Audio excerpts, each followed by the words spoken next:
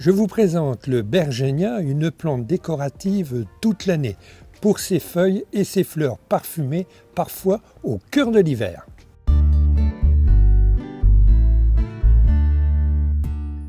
L'intérêt du Bergénia, ce sont ses feuilles coriaces. Il est décoratif toute l'année. Des feuilles qui sont persistantes. Il va les conserver pendant toute l'année. Alors persistantes pendant l'hiver, donc on aura un beau feuillage vert, mais pendant l'hiver, c'est aussi ces floraisons qu'on peut avoir, ces jolies fleurs qui ressemblent étrangement à des fleurs de jacinthe et qui, de plus est, sont parfumées.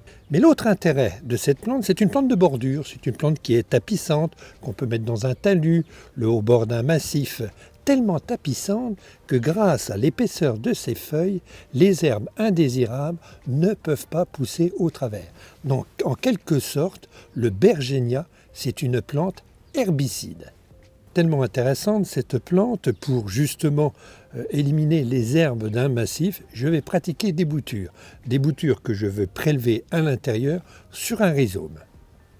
Mais avant de bouturer nos Bergénias, j'aimerais vous rappeler que le Bergénia se multiplie aussi par division de touffe. Alors cette fois-ci au printemps, alors que les boutures ont plutôt lieu au mois d'octobre, au mois de novembre, la veille de l'hiver. Alors on va observer cette bouture et ce rhizome. Alors on s'aperçoit qu'il y a des anciennes feuilles qui entourent le rhizome, donc ce sont les pétioles, et je vais détacher les pétioles, et ce qui va être intéressant, c'est de voir qu'il y a des toutes petites pointes à la base, ce sont les futures racines. La partie sous terre est maintenant préparée, donc on va pouvoir le planter. Mais si je le plante avec toutes ces feuilles, avec l'évaporation, la reprise va être un petit peu plus délicate.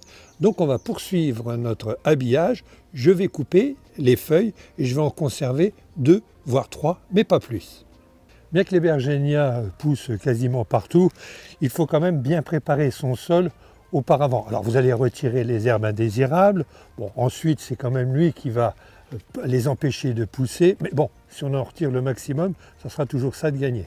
Alors il pousse aussi bien dans des sols calcaires, non calcaires, pas tout à fait un soleil brûlant, c'est-à-dire qu'il faut quand même qu'il soit plutôt mi-ombre, ou alors s'il est au soleil, il ne faut pas que ça soit le long d'un mur, là où les feuilles risquent de brûler. Il pousserait à l'ombre, il pousse aussi, mais il fleurit moins. Ici, l'endroit est idéal, il y a de la mi-ombre, et je vais pouvoir en planter 3 au mètre carré.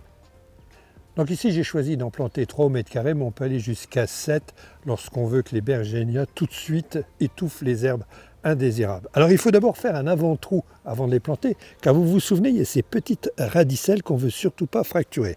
Alors pour faire mon avant-trou, je vais choisir le manche du râteau, c'est exactement le bon diamètre du rhizome. Et maintenant, je plante mes Bergénias. La culture du Bergénia est une culture facile et rapide.